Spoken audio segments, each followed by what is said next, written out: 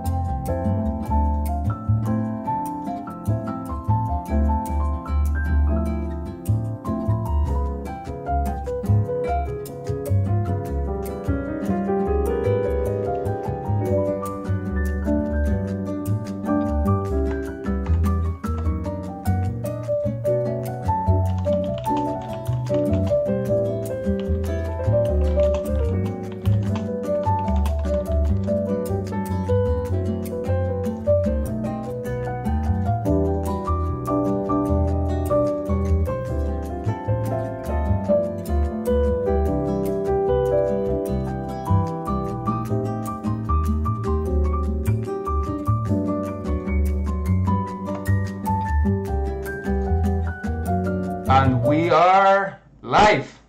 People, we made it. We made it. I see 5 people in Twitch. Thank you for being there. That's amazing. My name is Alex, and welcome to the Alien in the Room.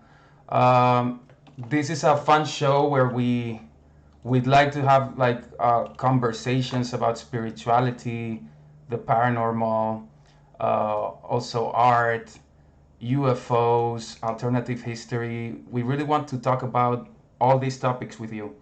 And one of the things that I'm most pumped about it is that this is we aim to be like an interactive show, right? So we'd love you to really comment on the chats. We can display chat into the stream. So I think that's exciting, and we really want to hear what you have to say and to hear your stories, so we can give you a voice for those stories. So yeah, basically we want to have fun. This is the first episode. I'm really pumped about it. And yeah, so it's a really special day.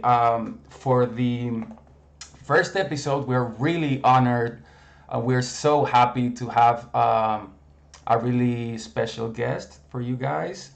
Most of you already know who she is because we already did the promo for that. So no surprise there. But yeah, I'm really pumped.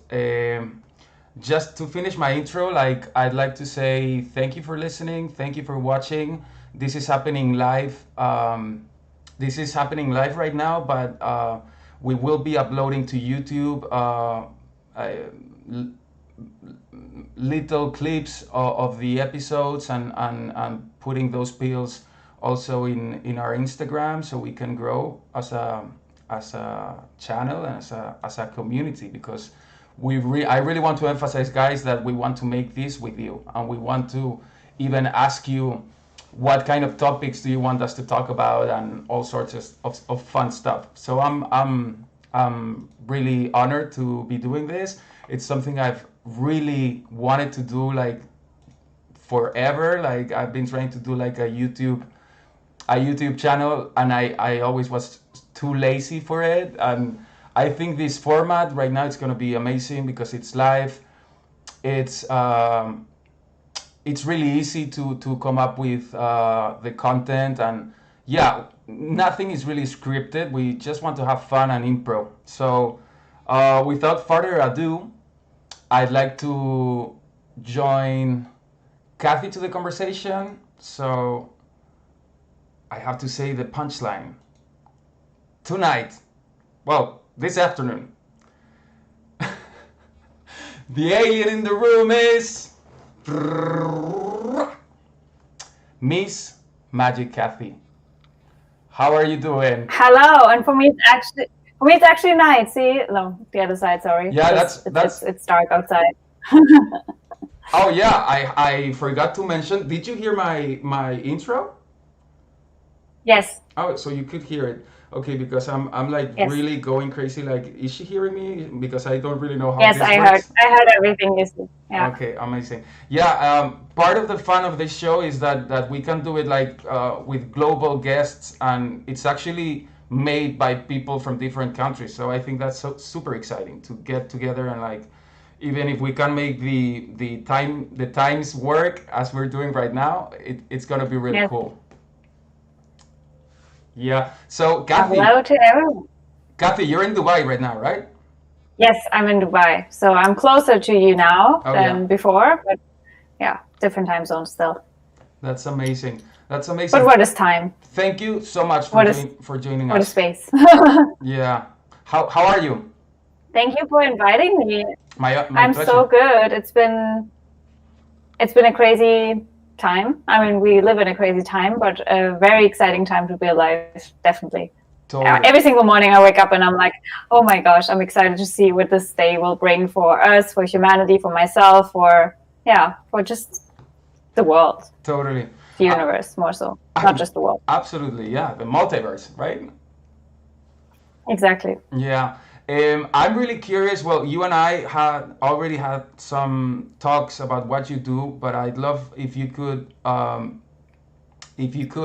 explain a little bit to us what it is that you do, because I know that you're a really busy woman, that you do a lot of stuff, and Mm. you've been doing it for years. And could you tell the audience a little bit of your work?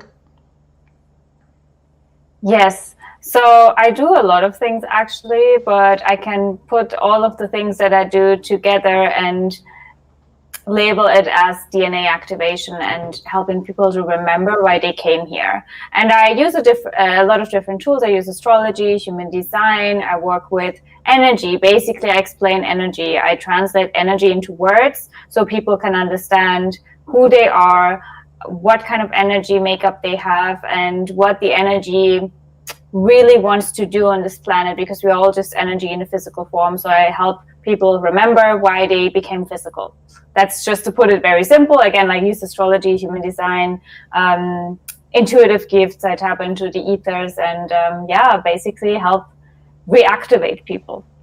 That's amazing. I mean, it sounds amazing, and maybe for the audience, like that, maybe they're not into that kind of expertise themselves, but That's why I'm the alien yeah, kind. yeah, yeah. Ruta is now reminding me that I didn't ask you the question, like the intro question that I was supposed to ask you. Oh. Maybe we can do it now. Have you ever felt yourself as if you were like the alien in the room, and can you tell us a story about that? I would say I'd never felt like the alien in the room. I felt like the alien on this planet. So, Yeah. I feel like my whole, up until probably my mid and late 20s, which I'm still like in my end of 20s, I felt weird. I felt different. And so the past 2 years have been very much like so amazing for me, because all of a sudden I meet so many people who also feel like aliens, and I feel like before we've all been kind of separated, and I literally felt lonely and isolated my whole life. I felt like something is off with me, I'm wrong, something is weird, I never fit in. How can I ever fit in? But at the same time, I don't want to fit in. So it was this whole struggle, and now I understood the learning lesson in that, and the meaning, and why it was so important for me to spend so much time also in hermit phase, and maybe not, living as a traditional quote unquote, right, 20-year-olds going parties and like doing all of the things. I've never really done that, because I've always been very much in my own little world, and I'm really grateful now, because it allowed me to tap into depth of this universe that other people might not have.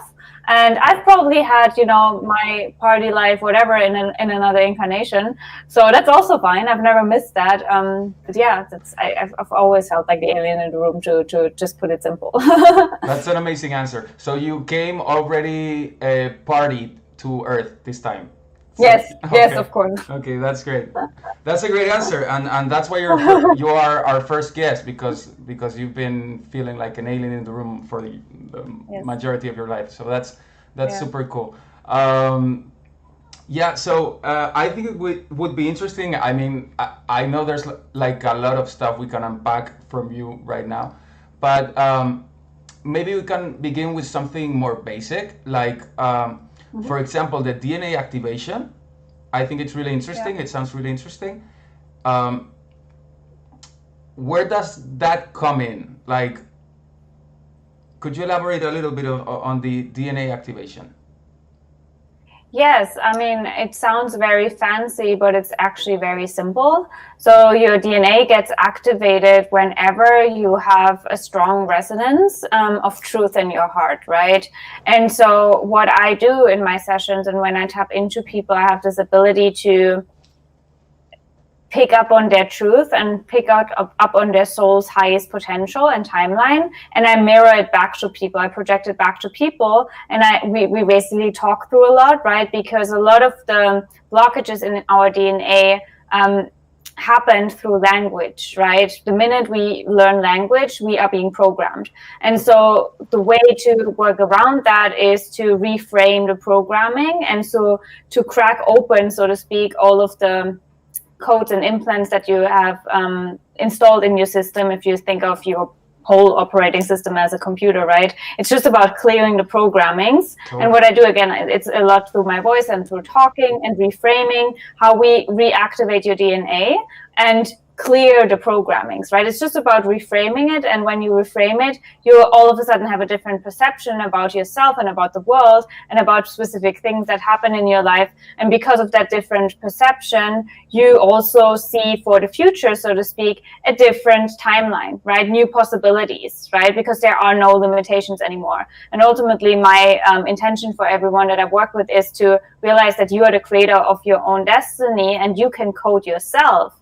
And you've just like been programmed to believe that other people code you without you even knowing that you're being coded. So it's very, I know it's very scientific and alien what I'm talking about, but you know, that's what I think it's so amazing, and you have put it so beautifully. Of course, like for normal people that they are not used to even meditation or some stuff like that, it may sound like really far-fetched, like and really complicated, because it really has to do like with the fabric of reality, and like so many people are like totally in the matrix, let's say. So they don't even know about their own spirituality, which I think it's something amazing. It's like if a plant didn't know about its primary function of doing photosynthesis, for example. So like we go through life like really, as you were saying in the beginning, like not really feeling or the other way around, like feeling that something is off, feeling that we are not really in control. So I really like this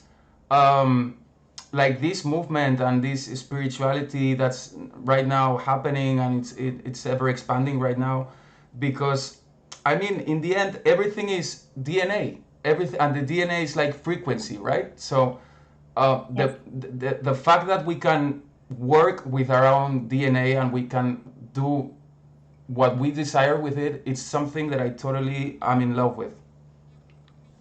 Yes. Yeah, essentially DNA is light, because we all are light, right? Exactly. And when a lot of people talk about activating the light body, what that really is unlocking the DNA in a way where, you know, the DNA is always light, but it's I don't want to say the quality of light that you vibrate on, but it's from like denser light into higher light. It's like, you know, when you think of, how do we say that in English? Like a lamp, right? And you have these energy saving lamps that are kind of like lower, right? And then you have like really bright halogenic lamps that really vibrate and shine like a very bright white light. And so what we really do is to activate your light in a way where you shine so bright, right? You shine so bright, so bright that it's inevitable for you to not be seen, right? Totally. God is in the DNA. God is in the DNA for sure. That's my sister. That's so Well, funny. Yeah. I would even say, I mean, yes, of course you can say yes, but at the same time, DNA is God. God is not in the DNA. DNA is Totally. God. Totally. Well put. And So essentially, what are you, right? God. totally. And the fact that they always say that humans, we do have like in studies that have been conducted about genetics and the DNA itself, like they always talk about this junk DNA, right? Yes. Which I think it's something, I mean, it's a great unknown still for scientists all over the world, or so they say. Because if you ask me, like, I'm more than sure that there's a lot of scientists out there that they really know all of this, right? We as civilians, like, we can only work with what they give us, like the official version of stuff they give us, and what we can find for ourselves. Like, for example, to me, I told you before that it was so exciting to find out about meditation and to actually be able to validate my own experience, you know, Yeah. and I think it's amazing. I think so many people are waking up to this reality, and yeah, I mean, we should be grateful for people like yourself that you're doing so much work in this regard, just to help people like understand themselves better and like feel themselves better in this world, right? Yeah. And I love that you brought junk DNA up because, they say 90% of our DNA is junk DNA, which doesn't make sense because, I mean, as if Source would be like, okay, let's just 90% of what I'm creating is junk. Let it just be waste, and it's not, we don't need that, right? And that's where the DNA activation also comes into play, because what it is, the 10% that are there that we are starting with, we activate more and more and more and more and more.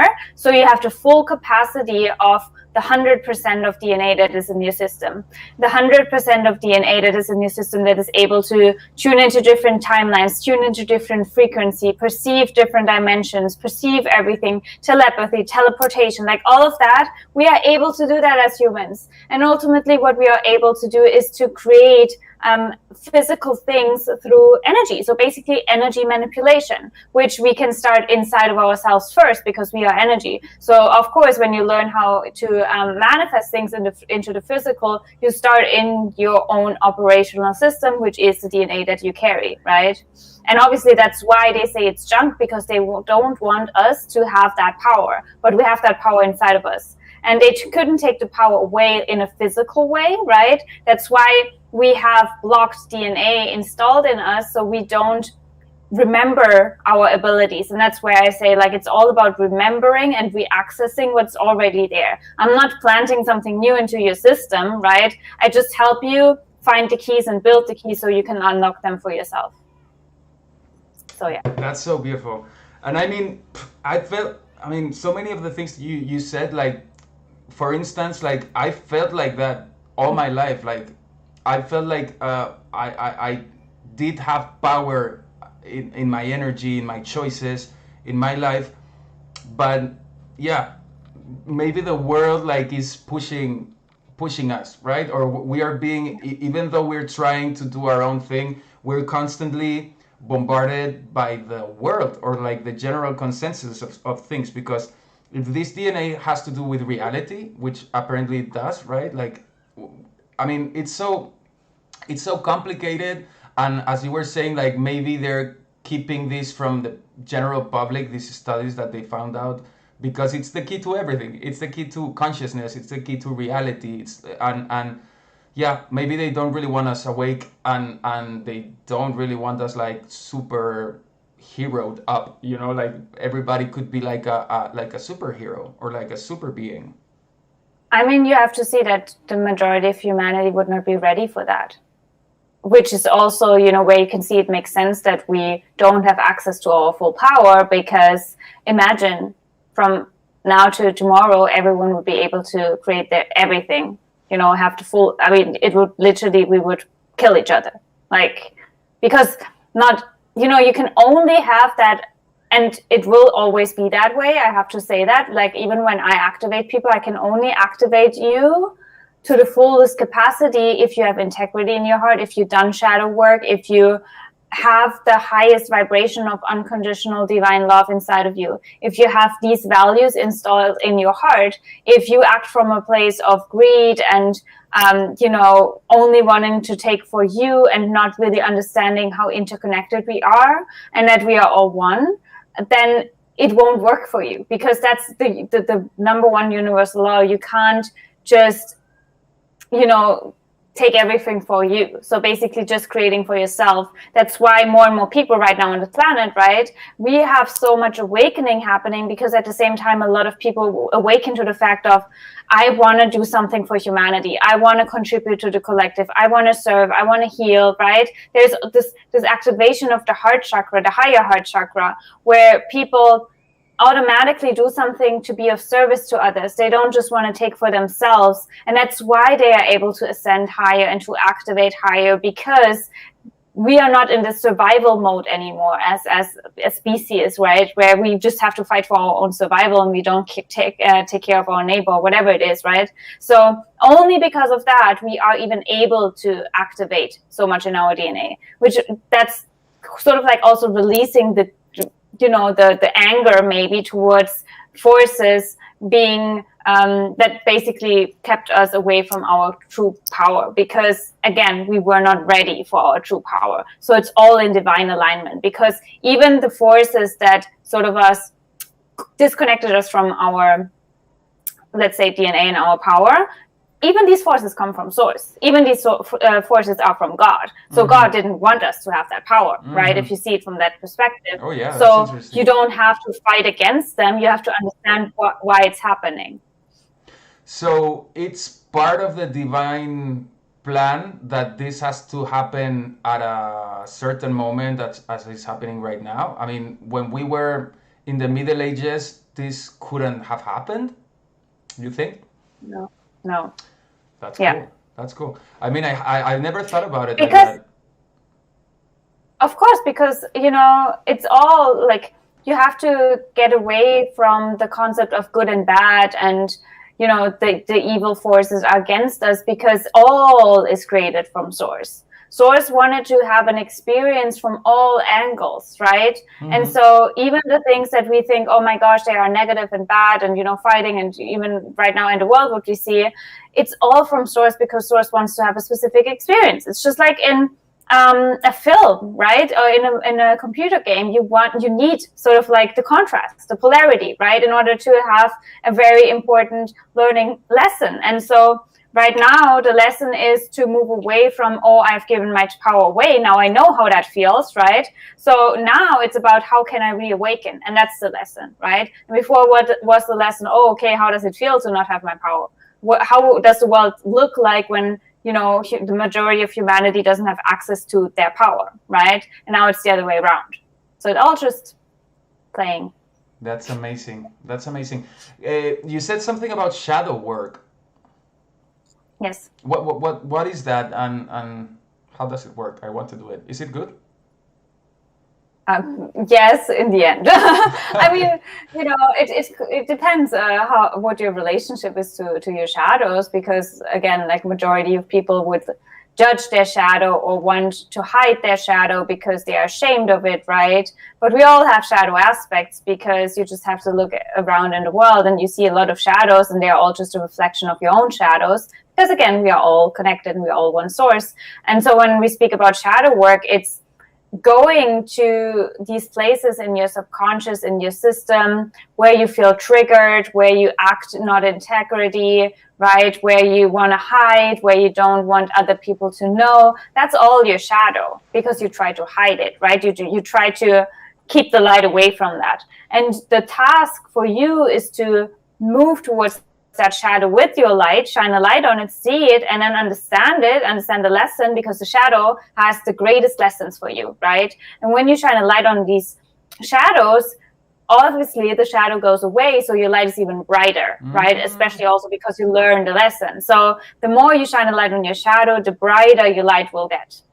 That's so beautiful. It's like it doesn't have anything to do. Like the other day, I heard Mike Tyson, the boxer. Yeah. he said a really cool phrase that it was that your enemy is your master, which Of course. I really liked, and it really goes well also with the yin and yang, right? Like the darkness has to be there, like so you can mutate, on Yeah. you can be all light, no? Yeah.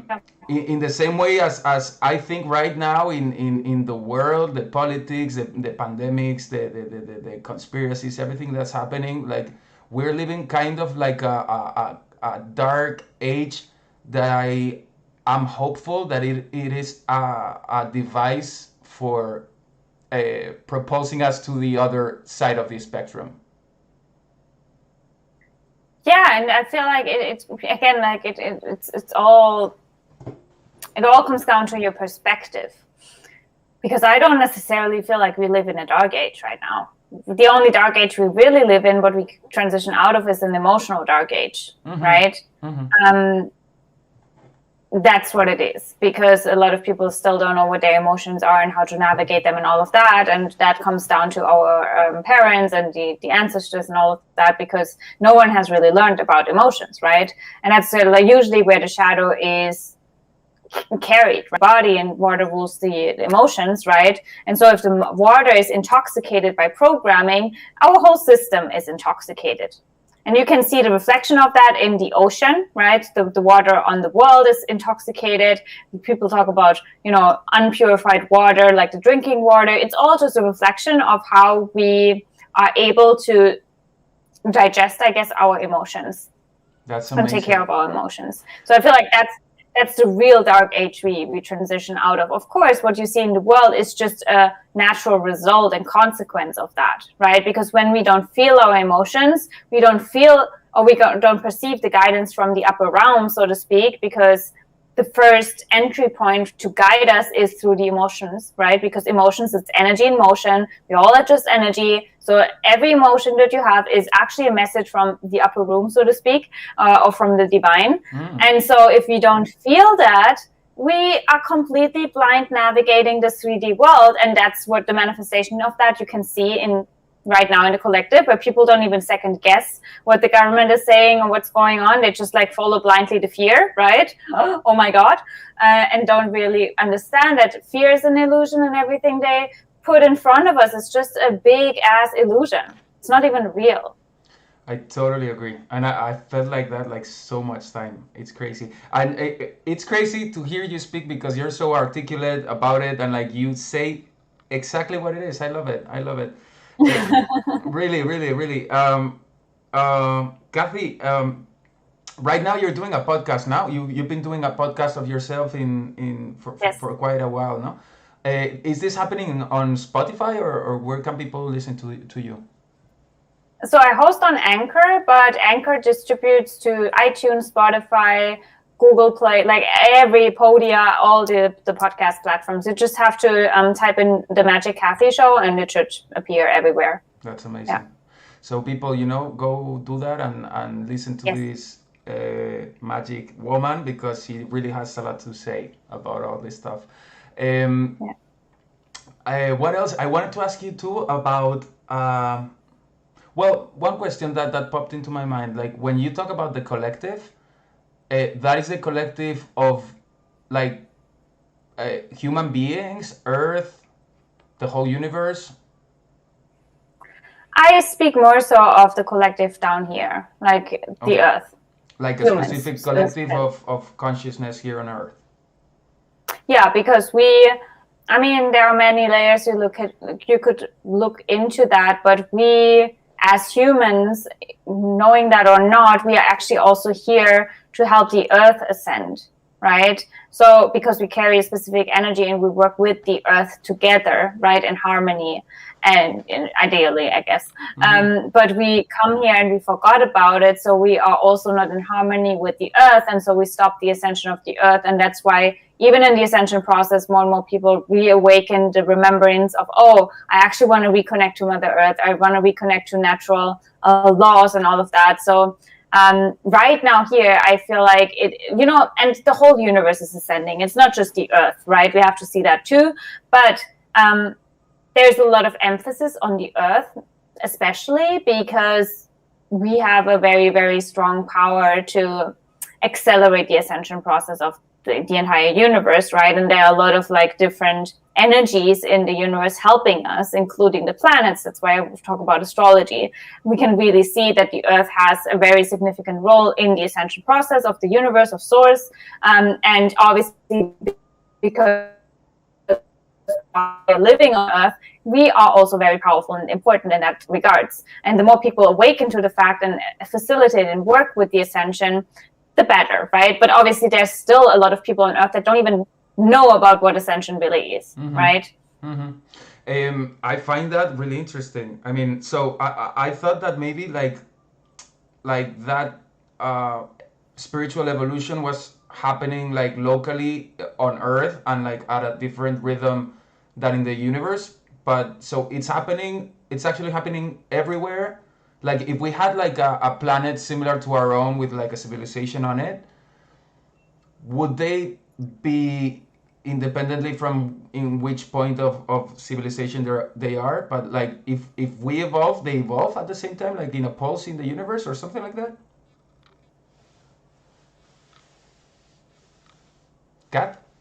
Well, that's where we have to really see that we are connected. Like you can't, because the way you just described it would feel like we are the separate sort of like planet in the galaxy, but it's not. Like we are connected, right? We have an impact on different planets, and different planets have an impact on us, just as you have a different impact on humans, and other humans have a different impact on you. So it's like you can't just separate and isolate, because that's thinking in separation. Totally. And of course, when the Earth is ascending, it has an impact on all the different energies around us. And at the same time, because that is the case, all the different energies around us support us, right? Because they know, okay, if there's something happening on Earth, then something is happening here too. So we have to connect, right? And at the same time, everything is coming from source anyway, from one source, and it's connected anyways. Would you like to talk a little bit about human design? Kath? That was like a very cut, like from one thing to another thing. Yeah, of course I can talk about human design. I mean, it's actually related, yeah, right? What do you want to know? Actually related, no? I mean, I would more so, of course, but at the same time, it's more so, astrology would be more so related to the whole universe. But human design, yeah, it's about the energy of humans. Can you explain a little bit to the audience what the hell is human design and where does it come from? Human design explains to you how your energy works. So again, going back to we are all just energy, you want to know how your energy works in this physical form, and human design can help you translate it and figure that out. And it's a makeup of quantum physics, astrology, the Kabbalah tree of life, the chakra system, the I Ching. So it's a very complex, the tree of life. Yeah, I mentioned that. Yeah, it's a very complex system, but it's been broken down to very simple, like a simple roadmap, I would say, where you can just look at the chart and you kind of know your energetic blueprint. And based on that blueprint, I help people understand how they make the most aligned decisions, right? How they move forward in life, and also how they magnetize what they desire towards them, right? Because different energies work in a different way. It's so amazing. Who was the person that came up with the human design for people to research? His name is Ra Uhuru. He has a very interesting name, Ra Uhuru. I'm pretty sure Ra. If you just like type in human design, Ra Uhuru. I don't know. Okay, we'll post it. We'll post it afterwards. I just wanted to know myself. Ra Uhuru. Okay, I'll check it out. So I think that, I mean, maybe I'm not understanding human design properly, but I think it's super interesting, the part that you have a role inside human design, no? There are like 4 or 5 types of roles you can have? Right, 5. So to me it's amazing, not only in the individual aspect of people, but like in the collective, like it also like gives you like like a blueprint of how we can all synergetically work together to be like become a better society and a better aligned civilization, right? Yeah, the idea of human design is that, it is obviously source doesn't make mistakes. And, even astrology says that. So no one is here by accident, right? Or just to take up energetic space. So everyone has a role, right? Mm-hmm. Everyone has a purpose. Everyone has a mission. And again, it goes back to you have to remember your vision and why you became into the physical form. And human design has 5 energy types. And ideally, these 5 energy types are in perfect synergy together, building that puzzle. Meaning that these 5 energy types, it's 70% are generators or manifesting generators. And these are the builders of society, right? They make things happen. They have the sacral energy. They have workforce energy. So they are meant to build and work, right, for society. And then you have 20% of projectors, and projectors are the guides. So they guide and direct the energy that generators carry into the right direction, right? So the generator really knows, okay, this is where I need to focus on, right? Then we have the manifestors, which is about 8%, sorry. And the manifestors are here to inform. So they are simply to inform humanity about the path that we are taking on, right? And then you have 1%, which are reflectors. And reflectors just reflect back to us what the current state of society is. So if society is fucking sick and doesn't live in harmony, a reflector would show that, right? So a reflector literally is wide open in their chart, white, everything is white, and they just reflect back to humanity what's going on, right? And so again, ideally, we would live in synergy together, looking at a reflector to know, okay, this is the state of the world. Projector would kick in and say like, okay, this is the guidance that we need. A manifestor would say, okay, let's just take it that road. And all the generators would say, okay, let's build it, That's super interesting. Would the generators are the bigger group? Yeah, 70%. So like, since it's based on like in quantum physics, like that means that majority of generators, they actually like generate that into reality. I was about to say manifest, but you know what I mean? Like they're really important, even if they're like the bigger portion. Like without them, like none of the other people, like nothing would work without them, right? Yes, nothing would manifest. Like if you want to say so, nothing would happen because only generators have workforce energy. So all the other people, generators, manifestors, reflectors, we don't have the energy. We don't have the energy to spend all of our time working on things, building things. We don't. We just don't. Yeah. No. Yeah, I have a question here. How would you describe a workplace could go by human design? What could it look in the perfect world? A workplace. So this is an interesting question. Are you applying with any of your clients? I guess like in their personal lives, but also it applies like to other aspects of life, right? Yeah, to all. I mean, you want to use your human design in all aspects of life. I mean, I don't know if you told me the other day, like can you do like a human design chart for a thing, like a company that just started, or for example, or that? I mean, I would use astrology for, for example, if you found a company, you can look at the birth chart of the company. I think that would make more sense. Mm-hmm. You can obviously then also look at the human design chart for that company if you want. Yeah, for sure. You can do all of these. You can also look at the birth chart of a relationship, for example. Yeah. That's something that I definitely do. Like with my love life, like I always look to the zodiac signs. But but that's also an illusion, not just the zodiac sign, because I get so many questions about, am I compatible?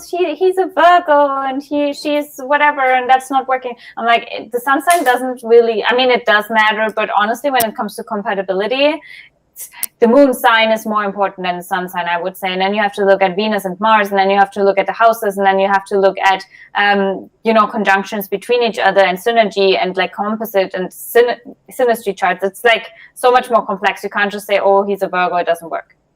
Oh, that's super interesting. I mean, maybe I would make an exception because I have like pet peeve about Virgos, but that's my own personal stuff. I need to work through my shadow.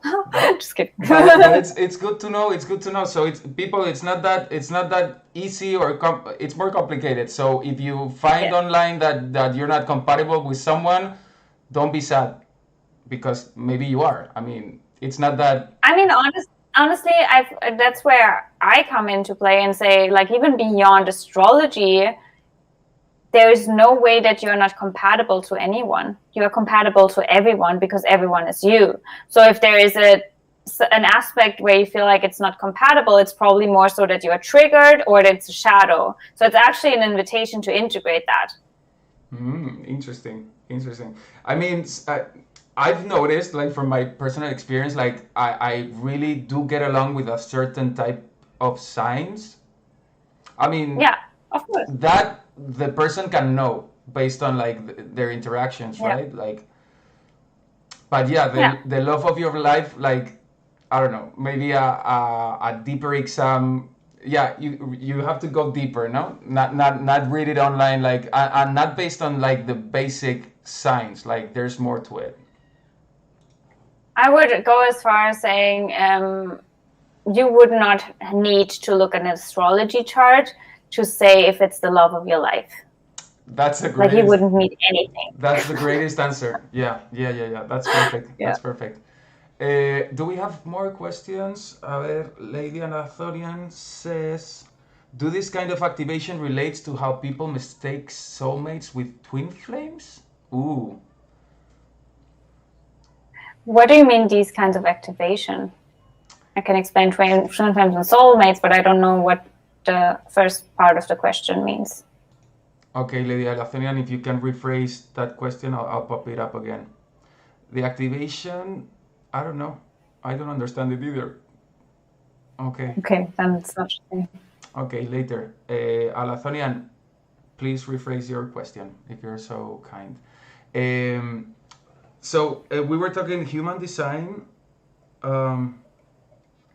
So basically, like, the chart you get is like the human body, like with like kind of the Kundalini thing. That's what I noticed. Yeah. Those numbers, like, are coming from the I Ching, or like the I Ching. Yeah, the I Ching. Oh yeah. The Gene Keys, the I Ching. Yeah. Okay. Man, I don't remember what the I Ching is. I know it's the bars and all that stuff. Could you give us like a little bit of an explanation on the I Ching? I don't know what the I Ching is.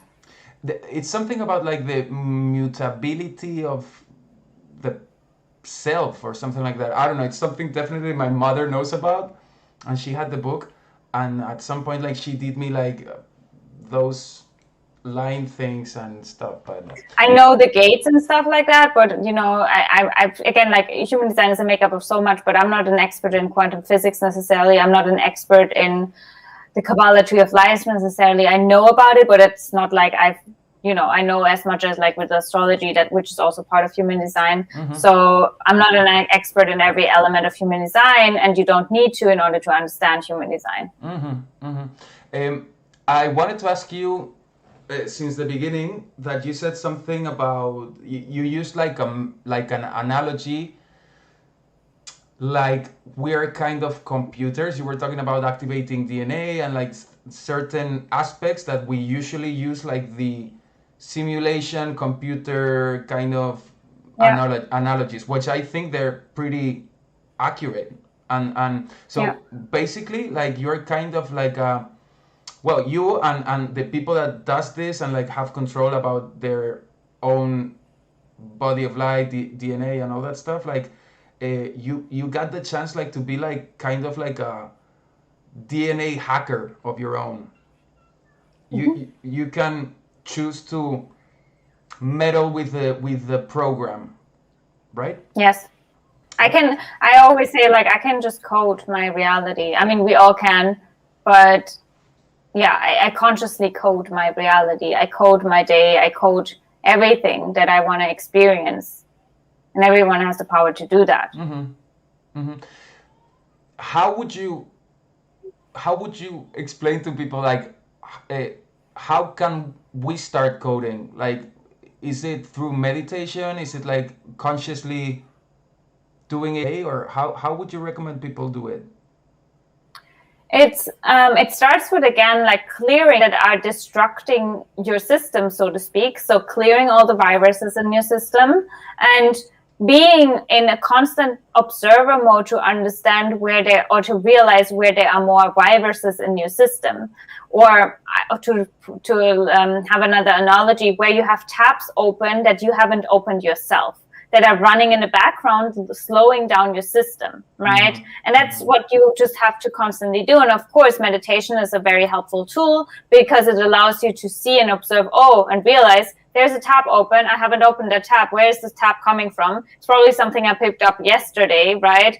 Clearing that out. Like, it's a constant clearing. Like, literally, I'm just like, in my everyday life, I'm just like clearing and clearing and clearing. I feel like a cleaning lady sometimes, but it's my Venus and Virgo. It's like cleaning. Yeah. Well, there's a lot to clean up everywhere, so there's a lot of work to do. I know. Yeah.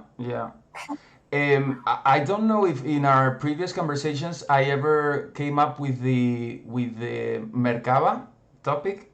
I don't. Yes. And I think you.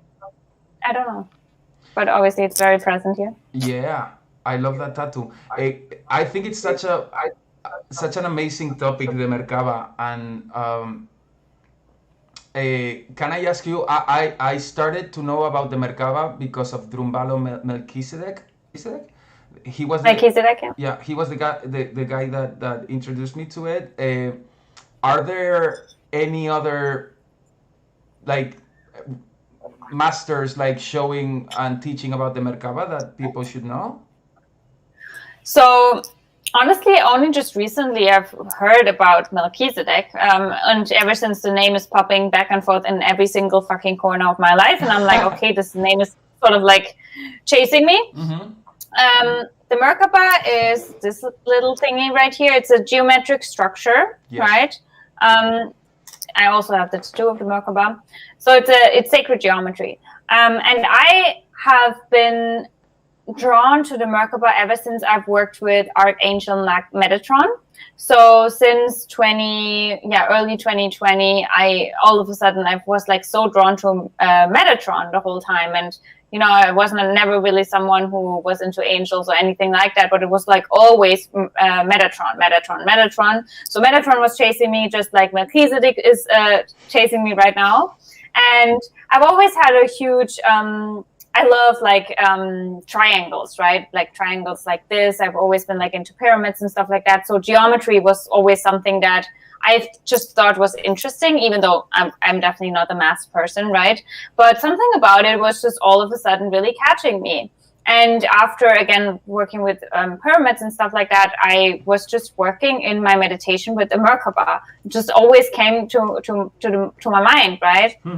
And so last year and this year, I have a lot of activation with Merkaba and how you can create a Merkaba field in order to code reality. Like in the Merkaba field, there's a specific frequency and vibration where you can which is basically the vibration of source and creation. Like you can create a vibration in there that then allows you to create something new. And with the pyramids, it works in a different way, especially like the field and before the pyramid. So not necessarily in the pyramid, but before the pyramid, when you place a body of water, because water is also the origin and the source of creation. So in the water before the pyramid, you can create stuff. It's very complex anyways. Everything in this universe is also water, not just frequency. Water is frequency. So through water, you can also manifest, right? That's also why charging your water, for example, is something that I do personally. So the water that I drink, going back to what I said earlier, we are 90% water. It only makes sense that you want to charge your own water in the body as well with whatever you want to manifest, right? And it gets amplified if you work with geometric structures just as the Merkaba or just as the pyramid. So yeah, it's a lot. That is amazing. The water thing, I heard about it like years ago, I think it was on a documentary called Thrive, which Yeah, I don't know if you know, but I haven't seen it, but they no. feature Masuro Emoto. Oh, it's with Robert Grant. I think so. It's called Thrive, or am I mistaking Yeah, it for I think What the Bleep I Do We have. Know? I do have a podcast interview with Robert Grant. He's a physicist. He works a lot with sacred geometry, and he actually, I think he definitely worked with that. I have seen it on his page. He and Masim. Masuru. Oh my gosh. Yeah, exactly. The two of them. They Yeah. work. Yeah, they work together. Yeah.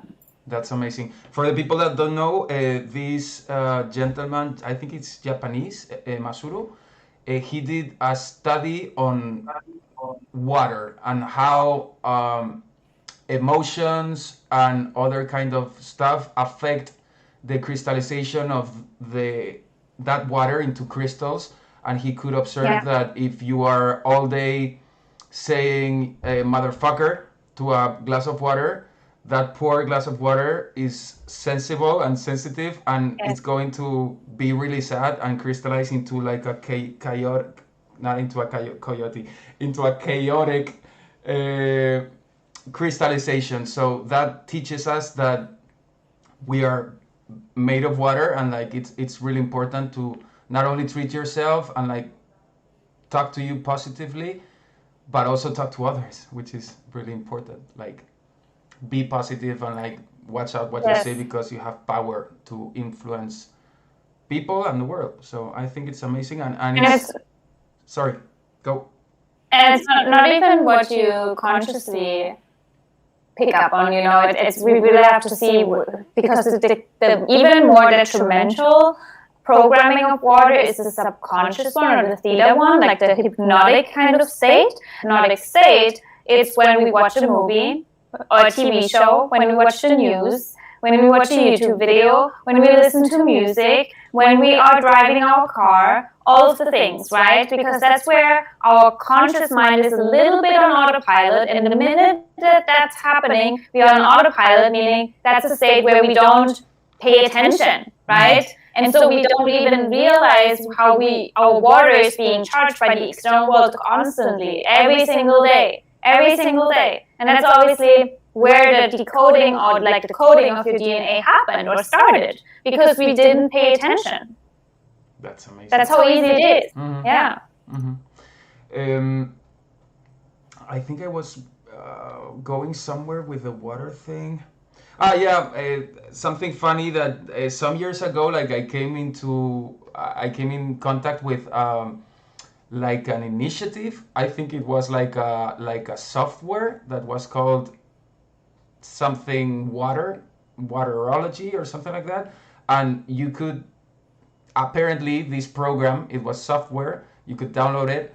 It had already coded like different frequencies with different outputs, so you could it was kind of weird, but so you could take this program and have your glass of water, and like through listening to the computer's frequency noises, like you were meditating and projecting that to the glass of water. I know it's pretty it's pretty complicated, but you can actually do it like with your own like thinking about it, and like they also were talking about like when you take a shower, you can not only you can program your own water on that shower, but you can program like the whole reserve of water local, like for your neighborhood or whatever. So I thought that was interesting, and it's totally in line with this Masuru Emoto and the water thing. So I think it's super interesting. I do that all the time. Yeah. Like I charge the water before I drink it. I even charge my food. Mm-hmm. I know for some people that's like really crazy, but that's literally what I do. I have an intention. I work a lot with my hands as well, and I just charge the water. Mm-hmm.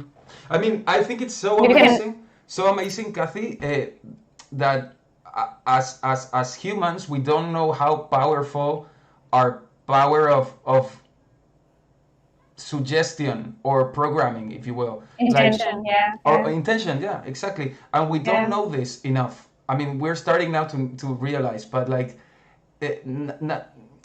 everything we can make magical. Like if I'm cooking, like the fact that I'm cooking, I'm doing magic with it, and I can program it Yeah. like to, okay, I want this food not only to be great for my friends, but I want to give them health. I want to give them millions of dollars being successful. You know, like whatever. Like you can program anything in your life to affect others, even. Yeah, and I love that you bring that up, because a part of the ascension process, so to speak, and us becoming more light, is also us becoming more sensitive. And I've noticed in my own journey, I have a hard time nowadays eating out, because I don't just pick up on, the quality of food. I also pick up on the mood and the energy of the chef, like who is preparing my food. And I get the digestive issues if there's like stress in the kitchen, for example. I just pick up on that. And it's like for the long time. Generally, there's a lot of stress in a kitchen. I know.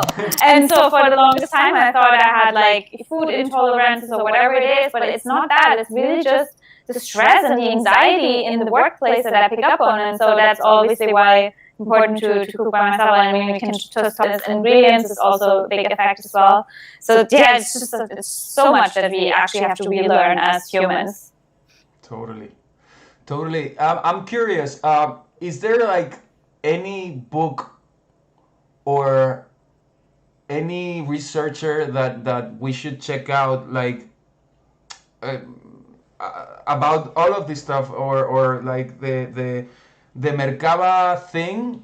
You said that you recently got to know the name of Melchizedek, but for example, I wanted to ask you, like, where did you learn the Merkaba stuff from? Like,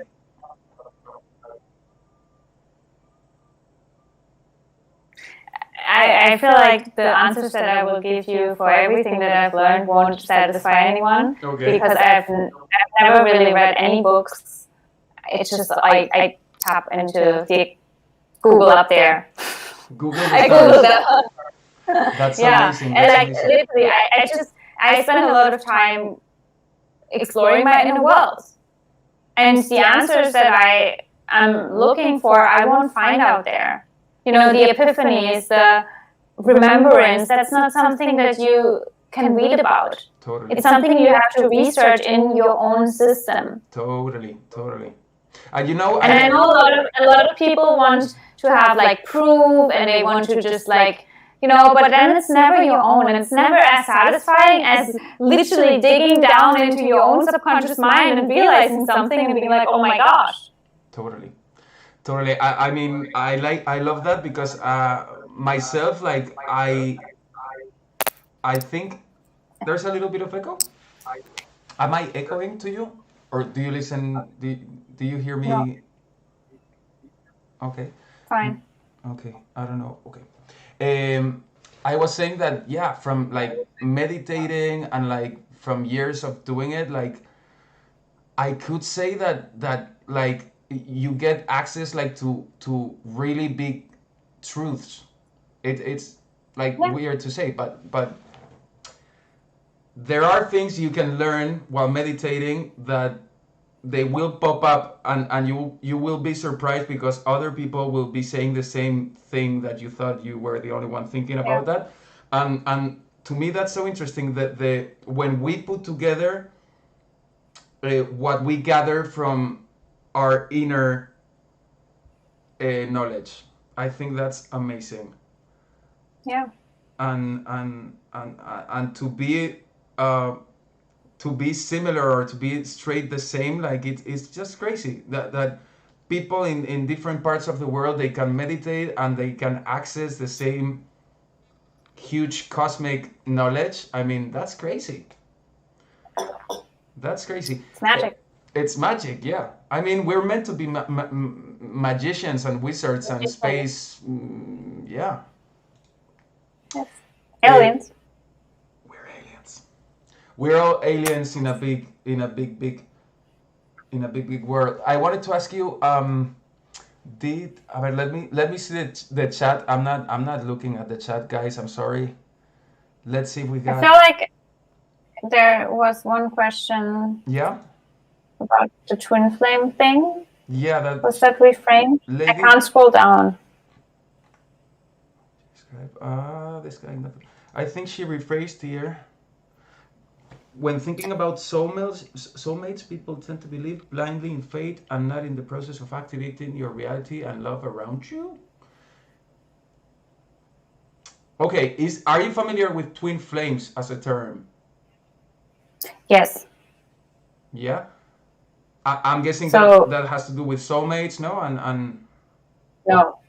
No? I mean, soulmates and twin. I would say so. I would see it in a different way. Soulmates and twin flames. I mean, essentially, it can be kind of the same thing. Where no matter if it's like a romantic relationship or not, soulmates can be a romantic relationship and not. And twin flames is the very same thing. It's basically souls, or like coming from the. Obviously, we all come from one source. I think that's a given. But then the source splits itself into different experiences, right? And then you have different soul families, and then the soul family in itself splits into different human avatars, right? And so sometimes we end up in a romantic relationship with someone who would be from our soul family, and then we call them soulmate. Sometimes it's also just a friend or someone who's all of a sudden we meet them and it's like a soul connection, and it's a soulmate, right? It's a soul friend mate. And a twin flame feels like, oh my gosh, this is me, like it's a mirror to me, right? It's like my twin.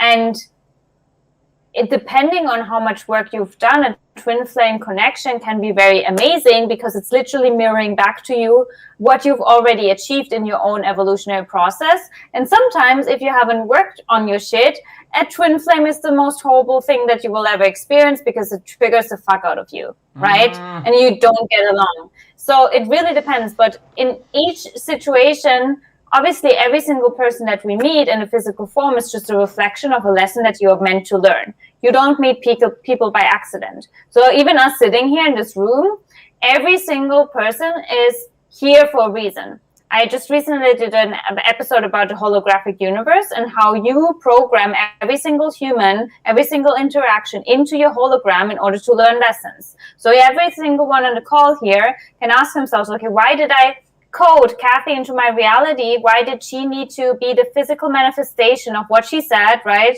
Because you couldn't reach that level of awareness with your own self. So you needed a physical projection, a physical mirror. And that's me in that sense. Why did we need Alex? Because someone needed to host it. Maybe you had an idea about hosting a podcast and you don't have the courage, right? And so we need Alex to have as a physical representation in the hologram for everyone to see how it's meant to work, right? So it's this whole thing, because everything in your universe is just a remembrance, right? It's a mirror of a desire that you have in your own system. So yeah. Amazing answer. Oh, I'm glad you liked the episode. Yes. It's a very good one. Oh, I have to listen to it as well, because, that's another thing about me, like, the things, like when I start speaking, I get out of my mind and it's literally just channeled. So even my podcast episodes, I listen to them and I'm like, oh, that's an advice that I need to follow through. It's like, oh, that's a good idea. Because you get super in your zone and like you are like here talking. Yeah. And like yeah. That actually happens to me when I play music. Like I totally lose myself. Yes. And yeah, what about, shall we talk a little bit about the holographic universe? I think it's such an interesting topic. Maybe, I mean, so, okay. Have you listened to the episode? I haven't had a chance. I've been like crazy busy this week, but I definitely will. I'm sure I'm going to ask you like everything you've covered already, but, or not. It doesn't matter because, it can always rephrase it. I mean, the first thing that comes to my mind, like when I think of the holographic universe or reality, like I think from a scientific point of view that they have been talking about this holographic universe. They always say that the property of a hologram is that the tiniest part of it contains everything. which has to do with fractals and like with the nature of what appears to be the reality we're living in, right? So my question would be like, this holographic universe is the same thing as the what other people call the simulation? What would you think?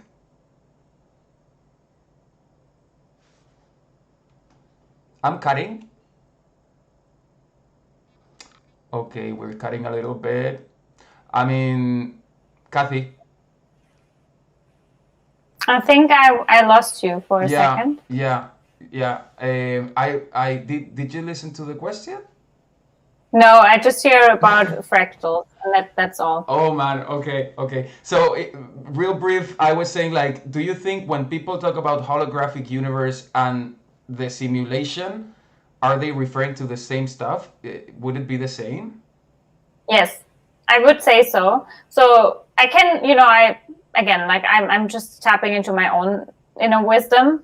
I don't know what science says about it or other people, but what I understand and got as a message is that, and it gets trippy when you think about it and sit with it, but no, I am in my own little hologram right now.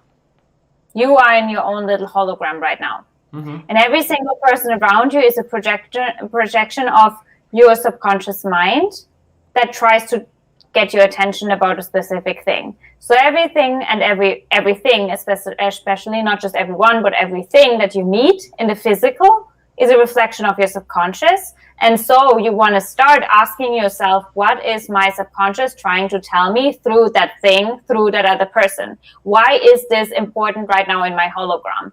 Why did this need to appear in my hologram? And that's when you start learning about your subconscious, right? I mean, and that's also how you can clear shit out of your physical manifestations. You know, if you constantly meet someone at work and he's bothering you and triggering you and attacking you, ask yourself, why is this still needed in my hologram, right? And then when you clear that shit, the physical manifestation, right, because you've integrated the lesson, that's also shadow work, the physical manifestation doesn't need to be there anymore, right?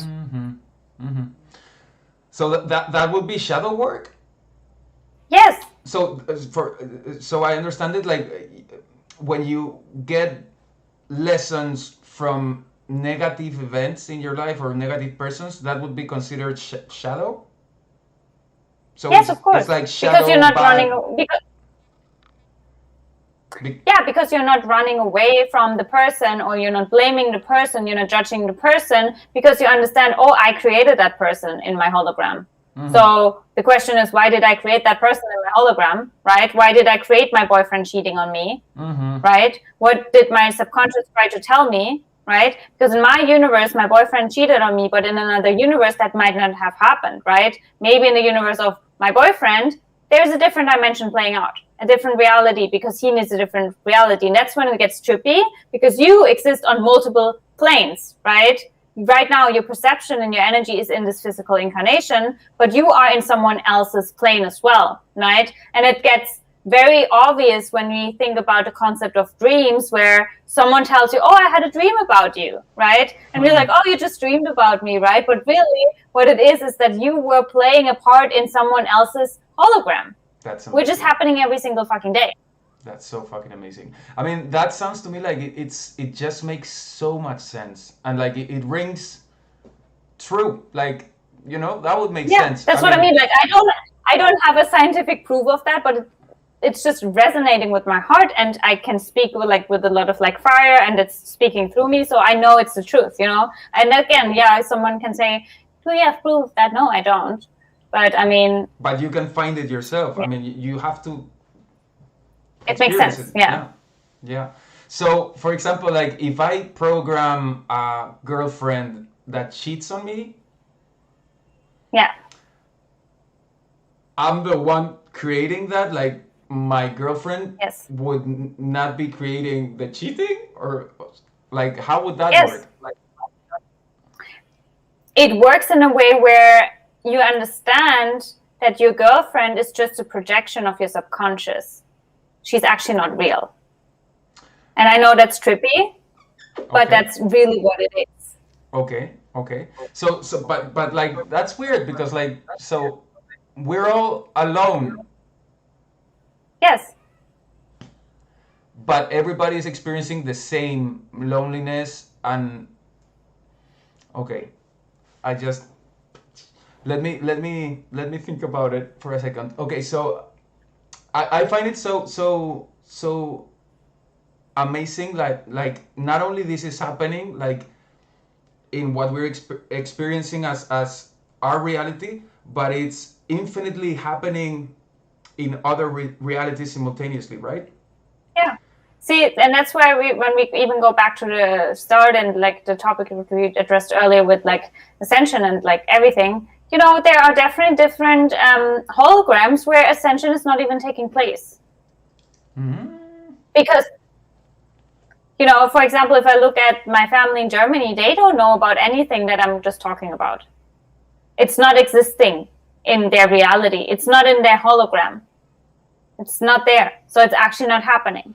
And I don't know if any of you know Dolores Cannon's work. She worked a lot with like also alien contact and stuff like that. One of the things that she talked about that really got me thinking, I'm like, that makes so much sense, is that she said, and it makes so much sense when you think about the computer analogy again. She says that, for example, right now as we sit in this room, right, and we talk with each other, right now, New York City doesn't exist. We don't see New York City, it doesn't exist. New York City exists the minute you arrive in New York City, open your eyes and you perceive it with your eyes, then it exists. Then your energy is focused on it, right? Which is the same thing as when you go to sleep at night, you are dying, right? You get out of your body, your perception, your energy gets out of your body, so you don't exist. And then you exist again when you choose to focus on your body again. So everything only exists because your energy focuses on the perception of that thing, right? And when you understand that, you can also understand that you and your energy can consciously activate specific perceptions and realities, right? It's a choice. What do I want to perceive? Where do I put my energy towards, right? That's the true magic Schrödinger reality. I don't know what that is, but it sounds intriguing. It sounds like a band name. I love that because Schrödinger was there was like a quantum physics experiment that was called Schrödinger's cat, in which he put a cat into a box, and apparently there was like a device that inside the box let out some poison, so the cat could die. But the point of the experiment was that nobody knew if there was a cat or no cat. So you didn't know if the cat was there or if the cat was dying. I'm explaining it super bad, but it was like one of these things that probability, some kind of stuff like that. Yeah. Note to self: do not try and explain quantum physics experiments live. Note to self. Okay. I mean, it's so amazing. Aber, what do we have here? If anyone wants to listen to the episode, okay, let's. Yes, the hologram. Thank you for sharing that. We will put this in the description so you can easily click it. I don't think you can click this link, but if you have the patience, we got Jimbo Jackson 12 saying, this is so fun. In quantum mechanics, Schrödinger's cat is a thought experiment that illustrates an apparent paradox of quantum superposition, that two things can be happening at the same time. Yeah. In the thought experiment, a hypothetical cat may be considered simultaneously both alive and dead as a result of being. Yes. Yeah, exactly that. So that is the explanation from Jimbo Jackson. I'm copywriting that Schrödinger reality name for the future, and yeah, man, I feel like, I mean, it's such a. People probably need to meditate after this episode, being like, I need to sit with everything. I'm alone. At the same time, we are all one. How does this even work? It doesn't make sense. I mean, yeah. I mean, you said one thing that really intrigued me. Like, so it reminds me, like, the computer analogy is really cool, but like the video game analogy is also really cool, because I It's the love same. I love video Yeah. games, and sometimes in video games when you're into a landscape, what you see is what is loaded, the Yeah. textures. So you're like looking to other way, and you're coding that, and the rest doesn't stop existing and stops loading and like using RAM, right? So that would be exactly like that. If I am not in New York right now, Or just, to I me, mean, just take an iPhone, for example, a fucking MacBook, you know, they look the same. But if you take my laptop and your laptop, it will be a completely different experience when I push the, on button, because we have different programs on our laptops, our devices. Even though it's the same fucking thing, it will look completely different, and I wouldn't know how to navigate your laptop, and you wouldn't know how to navigate mine, because we choose how we create that reality in that laptop, right? I mean, yeah, it's. Do you think there's like a point in which we cannot go and understand? Like, do you think as human beings, even if we're really spiritually active and like connected, do you think we have the chance like to understand it all? Yes. Yeah. I mean, Yeah. I'd love to. I'd love to. In my experience, like one of the more like epiphany moments I've ever had, um, it was when I've been in the Netherlands and I have tried, for example, magic truffles, and the the quality of the kind of lessons that I got from that gave me like so many answers, like to the whole bigger scheme of things, right? But it's kind of difficult to go on with your life and keep remembering exactly how it is, because it seems like our daily life takes us a bit away, distracts us away from this. I don't know if this reality is coded like that, so we're not. It feels like we keep being distracted, not only by politicians and like the main agenda, but like it seems like when we're so close to get a real answer or something, like something happens, and like, don't you have that feeling a little bit like with, I don't know, like for example, like that I know of, like there's been talks about the shift happening that was supposed to happen in a certain period. Uh, do you think these shifts and like are I'm talking about big, huge, world-changing events? Do you think that these things are really happening?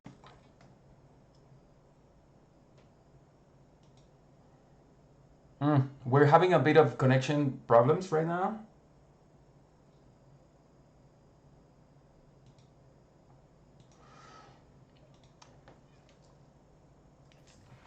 We'll be I back. think you're frozen. Yeah, I froze. I hope with a beautiful face, not with an ugly one. I think you are frozen.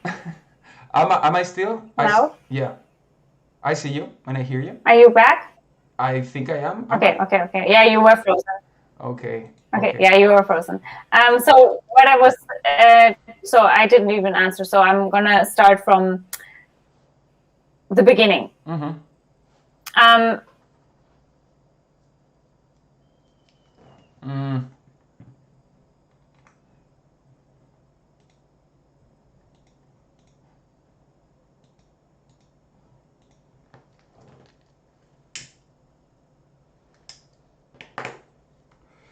Kathy.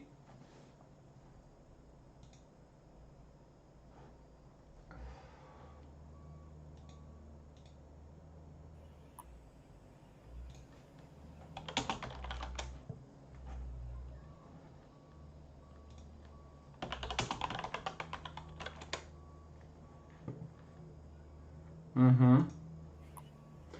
You're back to me? I think my connection is like really failing right now. Can you listen to me, Kathy, at least? yes, Yeah. I mean, I think there are peaks. I'm on Wi-Fi, which I can. sucks. And I think it's I can that. hear you. And I can Can you hear. hear me? Yeah, I can hear you. Man, But your video is frozen. my video is frozen still. Yes.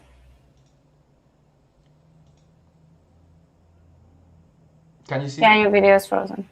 Still frozen. Come Your video on. is frozen. Come on, man. Come on. Give me Now. yeah? No. No, you're good. Yeah, you're good now. Am I back? Damn, it's I don't know. I'm on Wi-Fi and you know how it is with Wi-Fi. Oh, damn it. This is the live thingies. But yeah. Uh, I don't know what I even So we asked were you. talking about big shifts.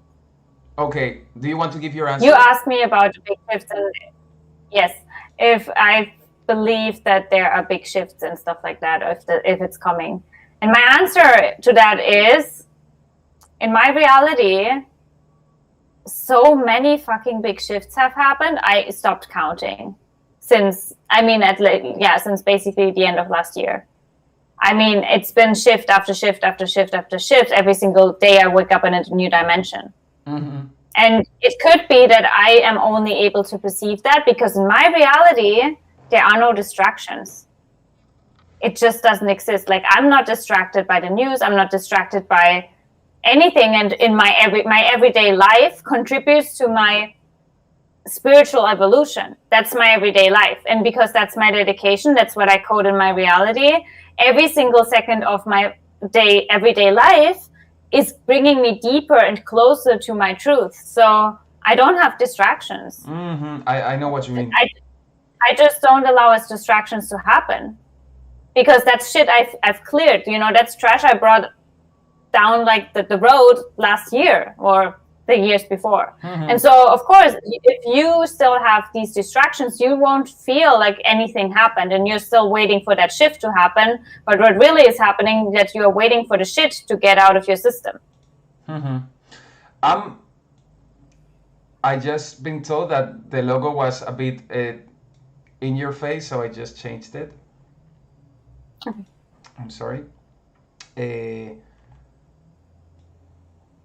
I mean, I'm saying this because I've been led to believe that that that so many times there was something really big happening in the world, and like, you know, my whole thing is like aliens, and I'm a sucker for talking about aliens and stuff like that.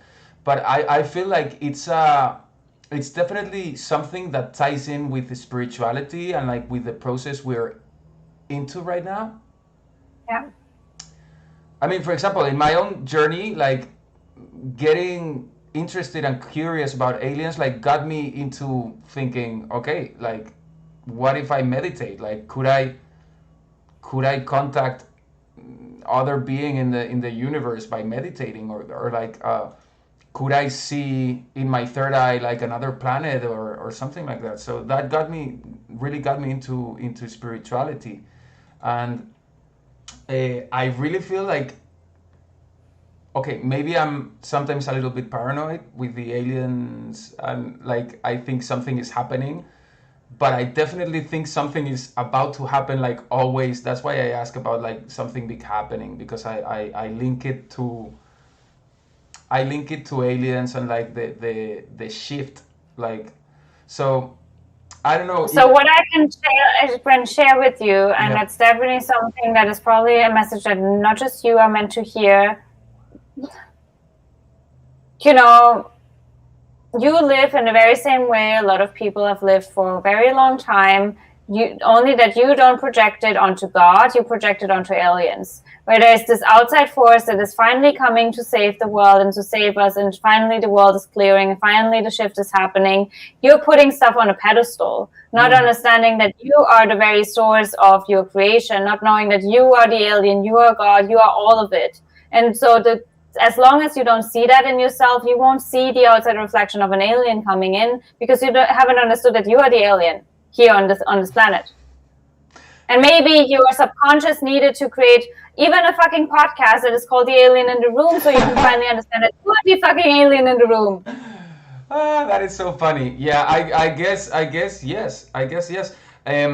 Obviously, when I'm talking about aliens, like as I understand it, and this is my personal way of seeing things, like of course aliens fit into everything as God does, because for me God is the source, God is the everything, and like God is the canvas, and like yeah, I know it's kind of childlike, my obsession with like that moment. Oh my God, the aliens are finally showing up.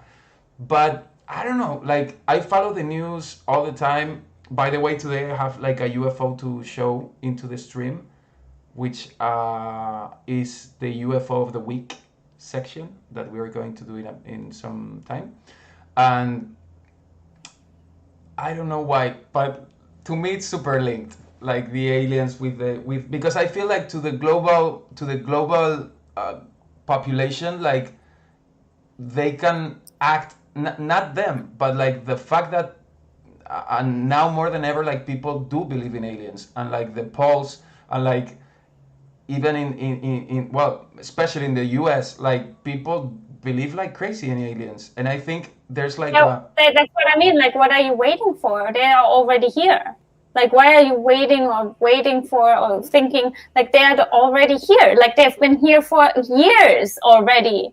But you won't be able to see them if you put them on a pedestal and if your vibration is not high enough to perceive them, because they are of a higher vibration. So if your vibration is lower, you won't be able to perceive them. It's the very same thing with every light being, with energy in general. If your energy is not a vibrational match to that, it won't be possible, because they are higher and they are not lowering their energy so you can see them, right? You have to raise your energy in order to perceive them.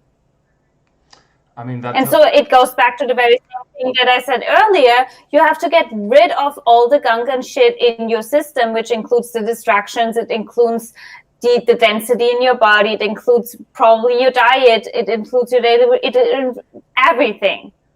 Totally. I mean, it's a dedication, it's not like it's an easy thing that you just do as a hobby on the side. It's literally, you have to live and breathe this. Mm-hmm. And I know that sounds very heavy, but it's the most exciting thing to do. Like, it's the main job that we came here to do, and people get distracted by their main job, right? Just like, oh, I have to do this, and then I have to, that's not your fucking main job. The main job you came here to do as energy in a physical form is to vibrate higher. Period. Totally. I just recently said that even on my Instagram, your frequency is your main job, and your frequency is your service to humanity. All it is. How beautiful. I totally agree with that.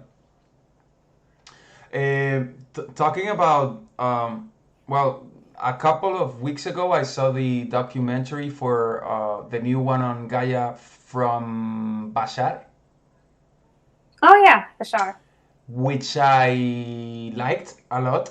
I did know the guy from before, and I don't know if you have an opinion on Bashar, but like I find him really interesting, even though my first impression on him was not that great.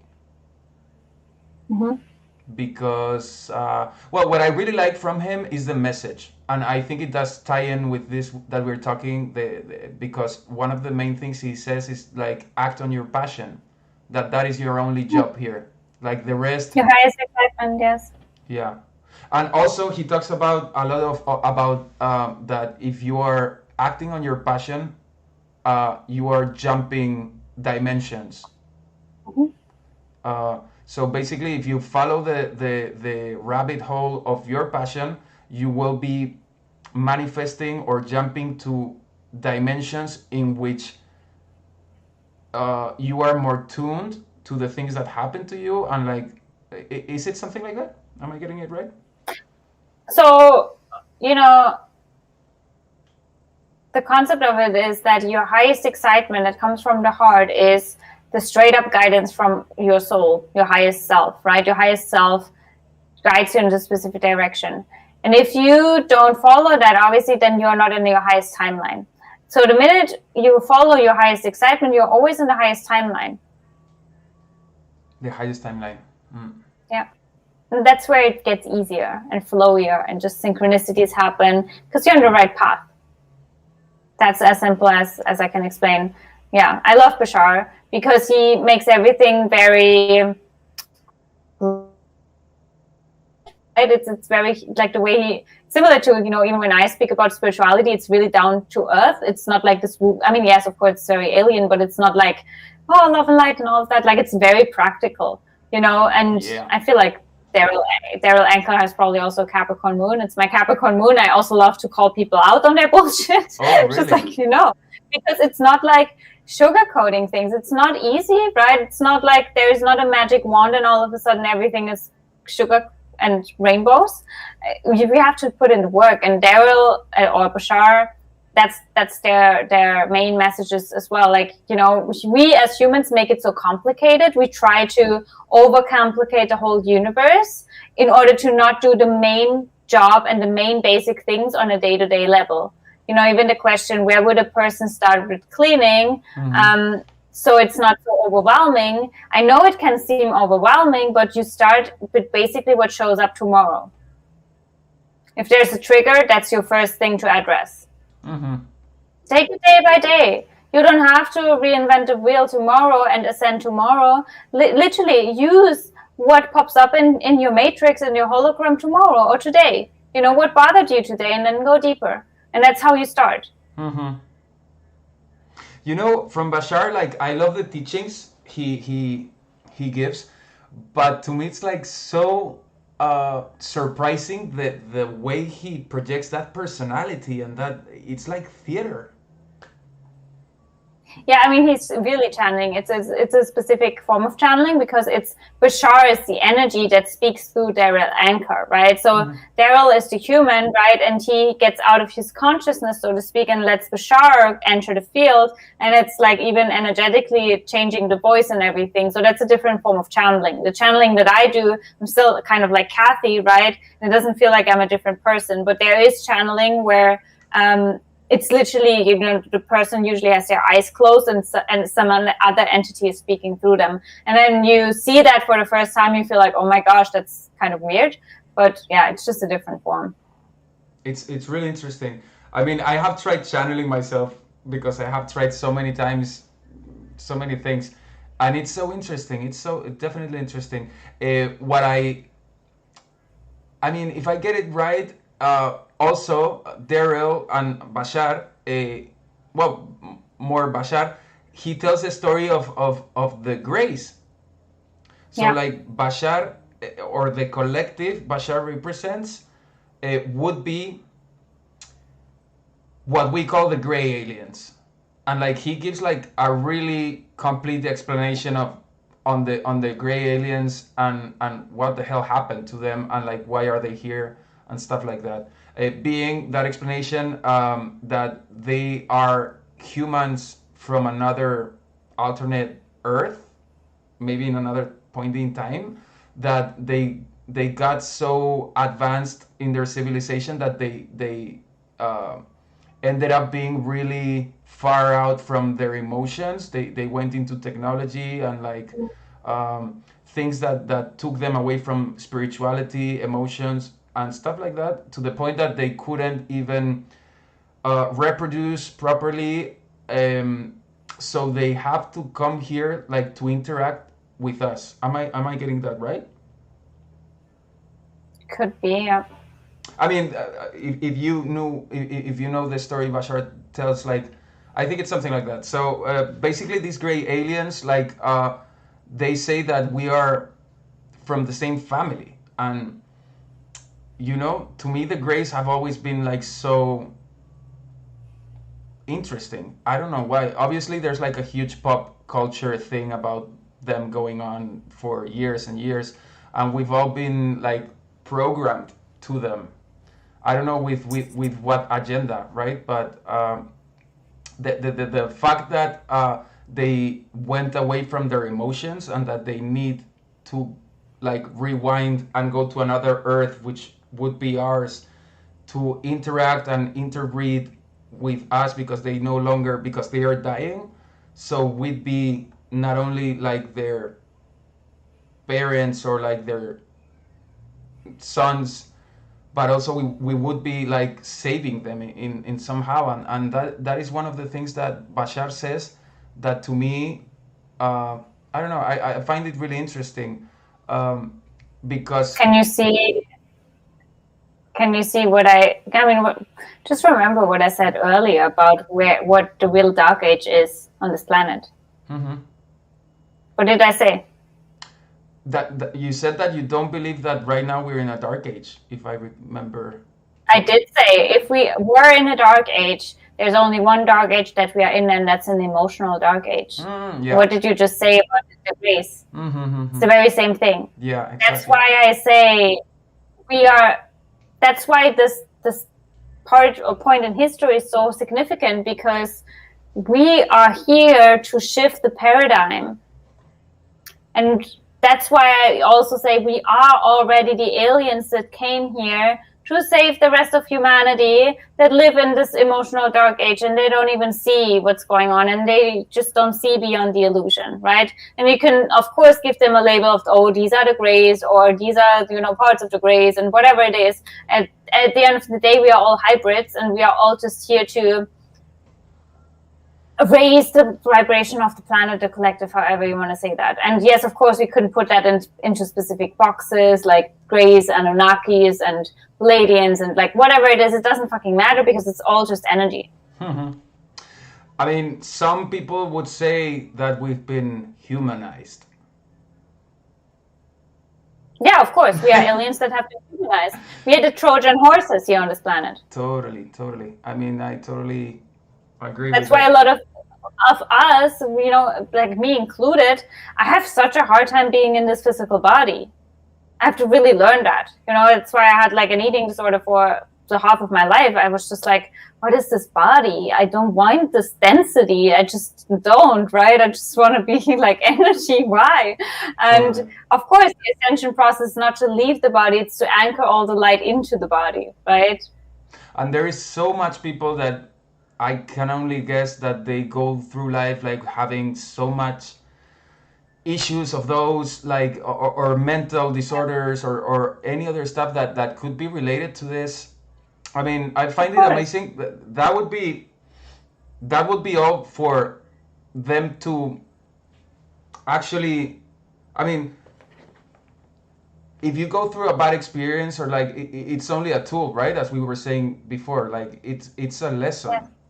So that bad experience is only there to give you the lesson. Of course, like for me, let's just take me for an example. Now I know that I had to have this eating disorder as well, so I can learn how I can anchor energy into bodies, right? Because a lot of that is that I'm able to code stuff up here, but the key is to bring it down the spine into the body. How can I anchor energy into a body, right? And that's something I had to learn for myself. Also, the big thing with like even an eating disorder is to wanting to be able to control, so to speak, where the nutrients are going, right? Where you gain weight, for example, or how your body is shaping, right? And that's even something we can code, right? And I needed to learn that. So I needed to first have this quote unquote contrast experience where I feel like out of control, right? So I can relearn the lessons, right? And so everything that you learn is just a contrast of what you want to master in the end. Totally agree. So well put. Could we say that right now, like the generations alive today, maybe the 4 or 5 generations alive today, like in terms of soul contracts, we've all agreed to be here, and everyone is important and a tiny piece of the puzzle for what's about to come in the future years?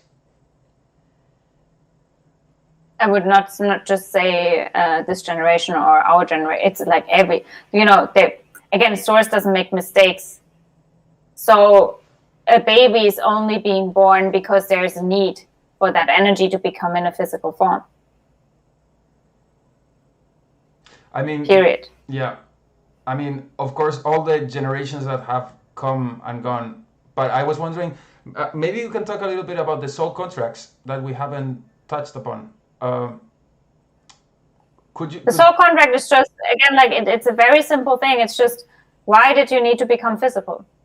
It's the very same question in a way that you will ask, when you meet someone in your hologram, why did I need to have this physical hologram in front of me? Is that a projection? Then obviously when it comes to you, you need to ask yourself, okay, why did I need to create this persona as energy in order to have a physical experience? What is my soul contract? That's this question. Is it something that we agree upon before coming, right? Yes.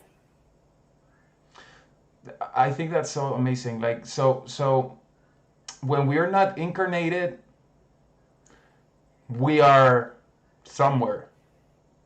Energy. We are source. So we go back to the source, and we have, we become part of everything, God, existence. We go back to the ocean. Yes. And that sense of, I mean, we humans, we always do it, and we have this stupid sense of individuality, individuals. So when we die, like, do you think that going back to that ocean, like, because I'm thinking about reincarnations and all that stuff, and like, so souls would go back to that ocean, but they do not lose their unicity, if that's a word. Their uniqueness, of course they do. So even though they go back to the source and go back to the ocean, they still attain, they still have their own traits as a soul thing. No. Because I'm thinking about, I mean, that's missing the whole point of unity consciousness. If you think even now to this day that you are separate, then of course you are not in unity consciousness. Okay, because I'm thinking about in which context this soul contract happened. The soul contract only happened. That soul contract doesn't happen. It does happen, but the soul contract doesn't happen. So you would have, a separation. It doesn't happen. So you would have a separation. It happens so you can have a contrast in experience, and also so you can have a perception on one specific thing, one specific lesson, right? Similar, you can think of a team, right? A work environment, a team, right? In a work team, there's this one goal of the company, right? To expand, to grow, right? But in the company, there are different people, different players that participate to that expansion in a different way. So the leader, source of the company knows, okay, I have to manifest a financial advisor, a marketing team, an influencer, whatever it is, right? So we have the same contribution to the company as expansion, right? But we have different key players. Mm-hmm. But at the end of the day, they come all back to that expansion of the company. Okay, I understand that better. I don't know. I'm just asking this.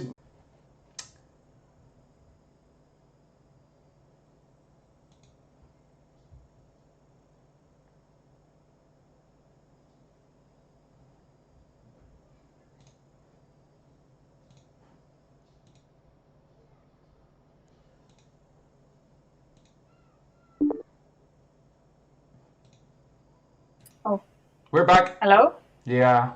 Okay.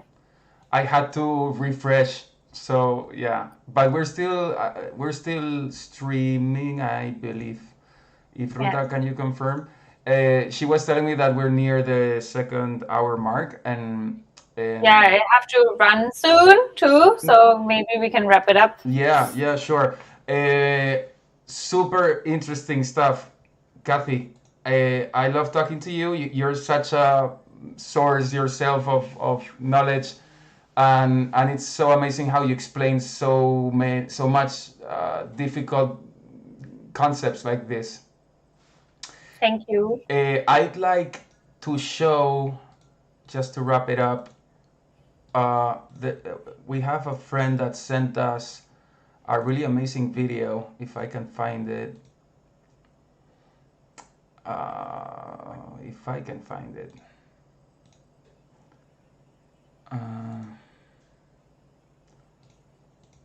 Oh man, I cannot find it. Let me try second time. I'm glad you all liked the conversation. I just saw it in the chat. Amazing. We're going to leave that video for the next episode because I'm not finding it right now. And yeah, we're going to wrap it here. Kathi, I am really thankful for your time, and I really hope we do this again. Yes, I mean, whenever you invite me, I'm here. I love to talk about this stuff. I learn a lot too. Let's do it. Because it's my higher self working through me, and I'm like, oh, that's cool. Didn't know that before. Yes. So I'm going to pass this through again so people can follow you at Magic Kathi Official. Please check her podcast. I don't have the link anymore, but we will be putting that in the description. And I also want to thank Ruta for helping us so much to put this together. Ruta, you're being amazing. Thank you so much. You're the best executive producer of the show. And yeah, that's gonna be it. So this is the video that Marina Barnuevo Agrela was so kind to give us, that we are keeping that for the next episode. Okay, so I will be showing that definitely, because it's a pretty amazing video of a UFO captured the other day in the NASA live stream, which I found really awesome. And that's it for today, folks. So thank you so much. Kathi, I'm going to say bye to you. Okay. Yes. And we will see each other again soon. Thank you so much. Thank you. Thank you. So the alien in the room, people. We had some technical difficulties. You know how it is.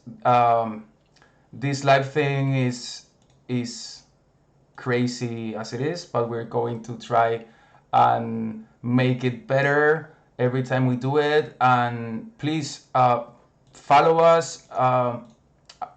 We're at The Alien in the Room in Instagram. There in our bio you can see a link with all of our links and social media and all that stuff, so you can follow us. We just started doing this. We're really pumped about it. So we would definitely appreciate the following and the support from you guys. And yes, I think I'm not leaving anything.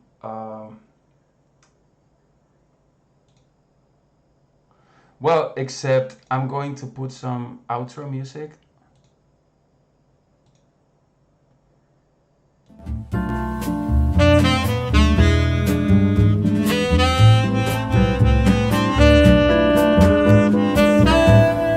Thank you so much, guys. We will see you again next one, okay? Bye.